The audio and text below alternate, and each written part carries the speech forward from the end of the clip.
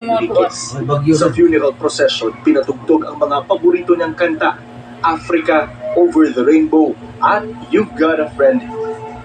Idinaan din ang mga labi ni Mike sa kanyang tahanan sa White Plains, kung saan nakaabang sa labas ang kanyang mga asong sina Buma at Mickey.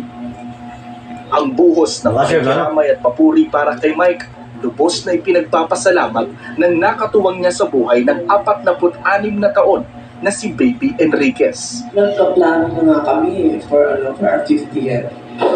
Well, God is other plans. Ang kami pinili sa akin ni Mark, baga kung Hindi, Jesus Enriquez yung sa birthday. niya, and this photo. So, gusto niya yung photo na yan, nakagawin siya.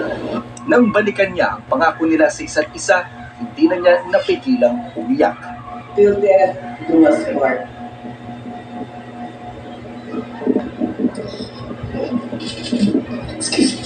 Excuse me po. Thank you, family and friends, once again. Your presence in this most difficult moment in my life means so much to me. Pagdating sa Loyola Memorial Park sa Marikina, saglit na tumila ang ulan. Pero ramdam ang buhos ng emosyon at pagbibigay ng huling respeto ng mga kaanak, kaibigan, nakatrabaho at nagmamahal sa isa sa mga haligi ng Philippine Broadcast Journalism.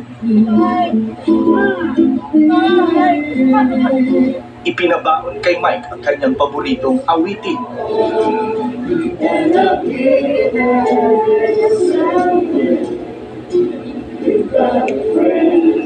Mga bulaklak at 71 paru-paro, tanda ng 71 taon ni Mike sa daigdig.